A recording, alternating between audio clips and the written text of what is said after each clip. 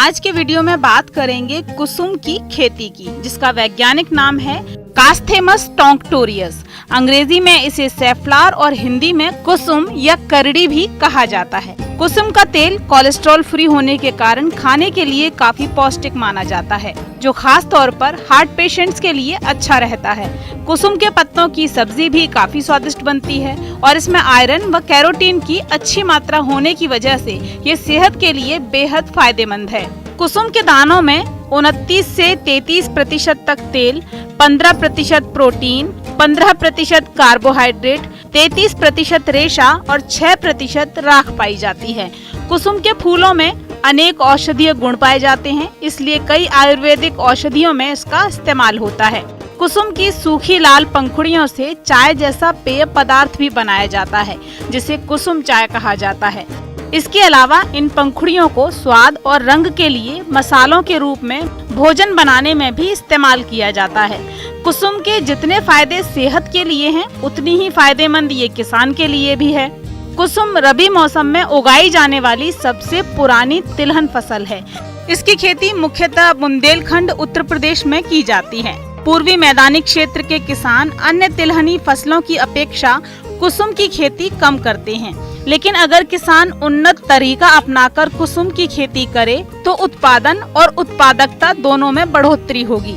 कुसुम की जड़ें गहराई तक जाकर पानी सोख लेने की क्षमता रखती हैं, इसलिए ऐसे क्षेत्र जहां सिंचाई सुविधाओं की कमी हो, वहां ये फसल आसानी से फल फूल पाती है और सिंचित क्षेत्र में कुसुम का पौधा कम सिंचाई में भी सफलतापूर्वक उगाया जा सकता है। बुआई के लिए उत्तम समय रहता है सितंबर-अक्टूबर का महीना। इस समय दूसरी रबी फसलें जैसे कि चना, गेहूं आदि की बुआई के लिए तापमान अनुकूल नहीं रहता, लेकिन कुसुम की बुआई इस समय में करने से ये फसल भूमि की नमी का पूरा लाभ ले पाती है और आसानी से फल फूल पाती है। ठीक से जमाव के लिए 15 डिग्री सेल्सियस और अच्छी पैदावार के लिए 22 से 25 डिग्री सेल्सियस तक तापमान अच्छा माना जाता है। जहां तक बात है मिट्टी की, तो काली भारी या जीवांश युक्त दोमट मिट्टी में कुसुम की पैदावार अच्छी होती है।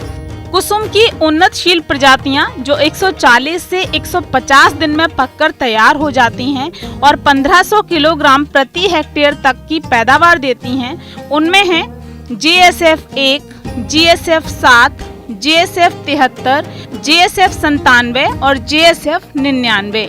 बीज की उपलब्धि के मुताबिक आप इनमें से किसी भी किस्म का चुनाव कर सकते हैं। प्रति हेक्टेयर क्षेत्र के लिए 18 से 20 किलोग्राम बीज की जरूरत पड़ती है। बस ये ध्यान रहे कि फसल बीज जनित रोगों का शिकार न हो, इसके लिए बुआई से पहले बीजोपचार जरूर करें। बुआई के लिए जैसा मैंने आपको बताया, उचित समय माना गया है सितंबर मध्य से अक्टूबर मध्य तक। बुआई कूंड बनाकर लाइनों में करें। लाइन से लाइन की दूरी रखें 45 सेंटीमीटर और बीज से बीज की दूरी रखें 20 से 25 सेंटीमीटर और बीज को कम से कम 3 से 4 सेंटीमीटर की गहराई पर बोएं। कुसुम की फसल को बहुत ज्यादा खाद की भी जरूरत नहीं होती। प्रति एकड़ फसल के लिए बुआई के समय 25 किलोग्राम यूरिया और 50 किलोग्राम सिंगल सुपर फास्फेट देना पर्याप्त रहता है।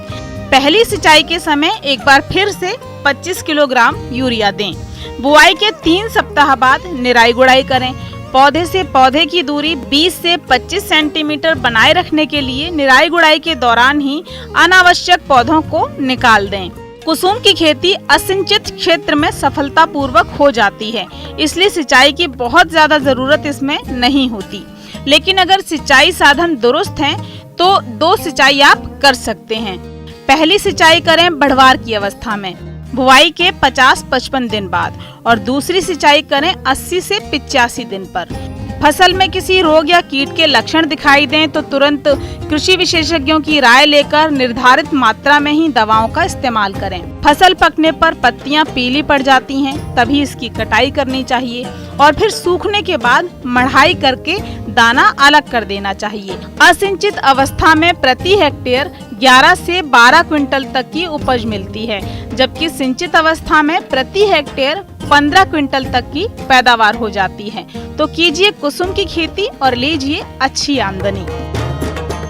आपको हमारा ये वीडियो कैसा लगा कमेंट बॉक्स में कमेंट ज़रूर करें। अगर आप ये वीडियो यूट्यूब पर देख रहे हैं तो हमारे चैनल को सब्सक्राइब करना बिल्कुल ना भूलें। फेसबुक पर देख रहे हैं तो लाइक करें, शेयर करें। कृषि और किसान सशक्तिकरण की इस मुहिम को सफल बनाने में आप भी ग्रीन टीवी को सहयोग कर सकते हैं। डिस्क्रिप्शन पर जाकर दिए गए लिंक पर क्लिक करिए, पेटीएम करें, NEFT और क्रेडिट कार्ड के माध्यम से भी आप ग्रीन टीवी को सहयोग कर सकते हैं।